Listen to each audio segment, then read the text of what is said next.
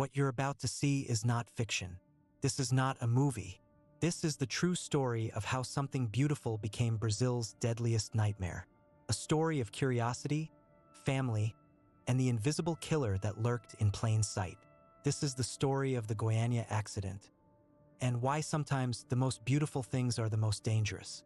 Before we begin, I want you to understand something. This isn't just another disaster story. This is a tale that reveals something terrifying about human nature itself. We are drawn to beauty, even when it kills us. We trust what appears harmless, even when it's deadly. And sometimes, our greatest weakness is our inability to see the danger that's right in front of us. To understand this story, you need to know about radiotherapy. In the 1980s, cancer treatment relied heavily on radioactive sources. Cesium-137, the substance at the heart of our story, was commonly used in medical facilities across the world. It's a byproduct of nuclear fission, created in nuclear reactors and weapons testing. When properly contained, it saves lives. When released, it becomes one of the most dangerous substances known to humanity. A single gram of cesium-137 contains enough radiation to contaminate an entire city block. It has a half-life of 30 years, meaning it remains deadly for centuries. The radiation it emits is invisible, odorless, and tasteless.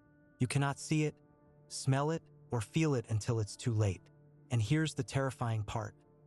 When cesium-137 is exposed to air, it glows. A beautiful, mesmerizing blue light that seems almost magical. This glow is called Cherenkov radiation, and it's nature's warning sign. But to the untrained eye, it looks like something from a fairy tale. Let me take you back to September 13, 1987. Goiânia, Brazil, a city of over 1 million people going about their daily lives, completely unaware that their world was about to change forever. Roberto dos Santos Alves and Wagner Mota Pereira were scrap metal dealers. Not wealthy men, but hardworking people trying to make a living in a difficult economy. They had heard about an abandoned medical clinic in the city center. The Instituto Goiano de Radioterapia had been closed for months, leaving behind expensive equipment that could be sold for scrap. What they didn't know was that this clinic had been improperly abandoned. The owners had simply walked away, leaving behind a ticking time bomb. Inside the clinic, Roberto and Wagner found what they were looking for: a large, heavy machine that was clearly valuable. It was a cesium-137 teletherapy unit used for cancer treatment. But to them, it was just expensive metal. They loaded it onto a wheelbarrow and took it home. For 2 days, Roberto tried to dismantle the machine. It was incredibly heavy, weighing over 100 kilograms. The lead shielding was thick and difficult to break through. But Roberto was determined. He used a screwdriver and hammer, slowly chipping away at the protective casing. He had no idea he was dismantling one of the most dangerous devices on Earth. On September 16th, Roberto finally broke through the lead casing. What he saw inside would haunt Brazil forever. A small capsule, no bigger than a coin, containing a powder that glowed with an otherworldly blue light. Roberto was mesmerized. He had never seen anything like it. The powder seemed to pulse with its own inner light, like something alive. He called his wife, Gabriela, to come and see. She was equally amazed. They had no idea they were looking at 1,375 curies of cesium-137, enough radiation to kill hundreds of people. Roberto took some of the powder and showed it to his neighbors. Word spread quickly through the community. People came from blocks away to see the magical glowing substance. Children pressed their faces against the windows to get a better look. Adults reached out to touch it, fascinated by its beauty. Among the visitors was Roberto's brother, Ivo. He was so impressed that he asked for some of the powder to take home to his family. Roberto generously gave him a small amount in a plastic bag. Ivo took it home to his wife, Gabriela Ferreira, and their children. 6-year-old Leida das Neves Ferreira was immediately enchanted. To her young eyes, the glowing powder looked like fairy dust from her favorite stories. She begged her parents to let her play with it. They saw no harm in it. How could something so beautiful be dangerous? Little Leida das Neves Ferreira was 6 years old. Like any child her age, she was curious about the world around her. She loved fairy tales, magic, and anything that sparkled or glowed. When she saw the blue powder, she was convinced it was real magic. Her parents watched as she carefully sprinkled the powder on her skin, like glitter. She rubbed it on her arms, her face, even in her hair. The powder made her skin glow in the dark, and she giggled with delight. She felt like a fairy princess. But Leda didn't stop there. During dinner that evening, she ate a sandwich with her contaminated hands. Some of the radioactive powder transferred to her food. She was literally eating death one bite at a time. Her parents had no idea. How could they? The powder looked harmless, even beautiful. Meanwhile, the contamination was spreading far beyond the family. Roberto had sold parts of the machine to other scrap dealers. Dever Ferreira bought a large piece and took it to his junkyard. There, he and his employees dismantled it further, spreading radioactive fragments across the yard. The powder got on their clothes, their tools, their vehicles. Every surface they touched became contaminated. Workers went home to their families, carrying invisible death on their skin and clothing. The contamination spread through the city like a plague, but nobody knew it was happening. The first symptoms appeared within days, but nobody connected them to the glowing powder. Roberto began feeling nauseous and weak. He developed severe diarrhea and started vomiting. His wife, Gabriella, experienced similar symptoms. They thought it was food poisoning or the flu. Little Leda became sick too. She lost her appetite and seemed tired all the time. Her parents were concerned but not alarmed. Children get sick all the time. At the junkyard, Dever Ferreira and his workers were also falling ill. They complained of fatigue, nausea, and strange skin irritations. Some developed what looked like severe sunburns, even though they hadn't been in the sun. The local hospitals began seeing an unusual number of patients with similar symptoms. Doctors were puzzled. The symptoms resembled food poisoning, but the patients came from different parts of the city and had eaten different foods. Some physicians suspected a viral outbreak, but tests came back negative. Others thought it might be chemical poisoning, but they couldn't identify the source. Nobody suspected radiation poisoning because nobody knew about the abandoned radiotherapy machine. The medical community was completely unprepared for what was happening.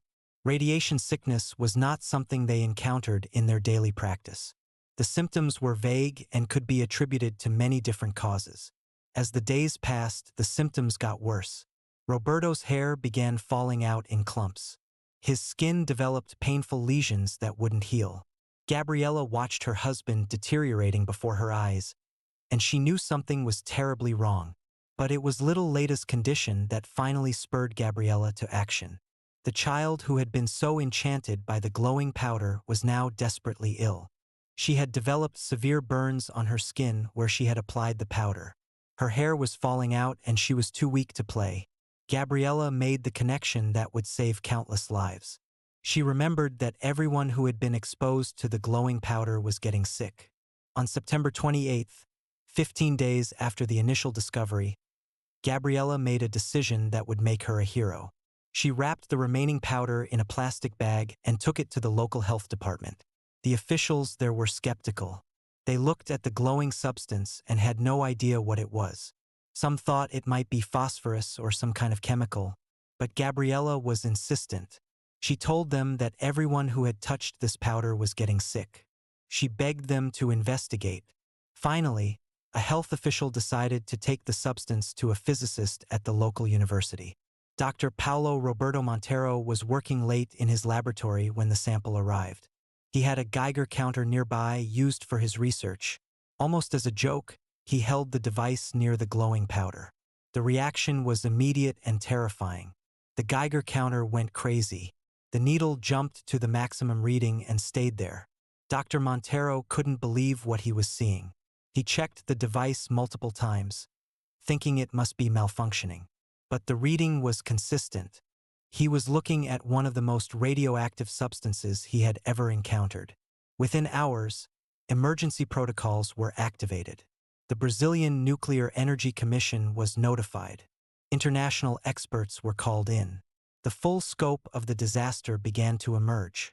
Teams in full hazmat suits descended on Goiânia like something from a science fiction movie.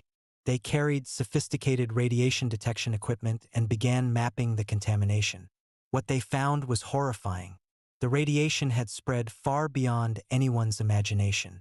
Roberto's house was so contaminated that it had to be demolished. The junkyard where Dever had taken the machine parts was a radioactive wasteland. But the contamination didn't stop there. The powder had been tracked throughout the city on people's shoes and clothing. Buses, taxis, and public buildings all showed signs of radioactive contamination. The local dump, where some of the machine parts had been thrown away, was now a radioactive hazard zone. Over 112,000 people had to be monitored for radiation exposure. Of these, 249 were found to be significantly contaminated. The cleanup operation was massive. Entire buildings had to be demolished. Topsoil was removed from contaminated areas. Personal belongings, furniture, even pets had to be destroyed if they showed signs of contamination. The human cost of the Goiânia accident was devastating. For people died from acute radiation syndrome, and their deaths were agonizing. Roberto dos Santos Alves, the man who first discovered the source, died on October 15th. His body had absorbed massive amounts of radiation. His immune system collapsed, and his organs began shutting down one by one. Gabriela Ferreira, Leida's aunt and the woman who had tried to warn authorities, died on October 23rd. She had been exposed while caring for the contaminated family members. Her heroic actions to get help came too late to save her own life. Edmilson Alves de Souza, Roberto's friend who had helped dismantle the machine, died on October 18th. He had been fascinated by the glowing powder and had spent hours handling it without protection. But the most heartbreaking death was that of 6-year-old Leida das Neves Ferreira. She died on October 23rd, the same day as her aunt Gabriela. The little girl who had thought she was playing with fairy dust had absorbed more radiation than her small body could handle. Her death shocked the world and became a symbol of the tragedy. Leida's funeral was unlike any other. Because her body was still highly radioactive, she had to be buried in a lead-lined coffin. The cemetery workers wore protective gear. Even in death, she remained dangerous to those around her. The other victims faced a similar fate. Their bodies were so contaminated that special precautions had to be taken for their burial. The Goiânia accident didn't end with the deaths of 4 people. The consequences rippled through the community for years to come. Hundreds of people suffered from radiation-related health problems. Many developed cancer, thyroid disorders, and other radiation-induced illnesses. The psychological impact was equally devastating. Survivors lived with the constant fear that they might develop cancer or other health problems. Children who had been exposed faced an uncertain future. The economic impact on Goiânia was enormous. The city's reputation was damaged, and tourism plummeted. Agricultural products from the region were boycotted, even though most were perfectly safe. Property values in contaminated areas collapsed. The cleanup operation cost millions of dollars and took years to complete. But perhaps the most important consequence was the lessons learned. The Goiânia accident exposed serious flaws in how radioactive materials were handled and disposed of. It led to stricter international regulations for the management of radioactive sources. Medical facilities around the world were required to implement better security measures for their radioactive materials. The accident also highlighted the importance of public education about radiation hazards. Today, the site of the accident is marked by a memorial to the victims. The contaminated soil has been stored in a secure facility where it will remain dangerous for the next 300 years. The cesium-137 that caused so much death and suffering continues to glow with its beautiful, deadly blue light. The story of the Goiânia accident teaches us something profound about human nature and the world we live in. We are surrounded by invisible dangers that we don't understand. Nuclear technology, chemical pollutants, biological hazards. They're all around us, often hidden in plain sight. The tragedy of Goiânia reminds us that our greatest enemy is often our own ignorance. Roberto and his family weren't evil people.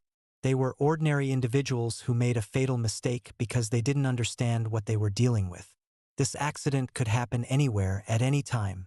Even today, there are thousands of radioactive sources in medical facilities around the world. Most are properly secured, but some are not. As medical technology advances and facilities close or relocate, the risk of abandoned radioactive materials remains. The blue glow that fascinated Roberto and his family continues to fascinate us today. It represents the dual nature of nuclear technology, its power to heal and its power to destroy. In the right hands, cesium-137 saves lives by treating cancer. In the wrong hands, it becomes a weapon of mass destruction. The victims of Goiânia didn't die in vain if we learn from their tragedy. Their story serves as a warning to future generations about the importance of nuclear safety and the need for constant vigilance. As we continue to harness the power of the atom for medicine, energy, and research, we must never forget the lessons of September 1987. We must remember little Leda, who thought she was playing with fairy dust. We must remember Gabriella, who risked her life to warn others. We must remember Roberto, whose curiosity led to tragedy.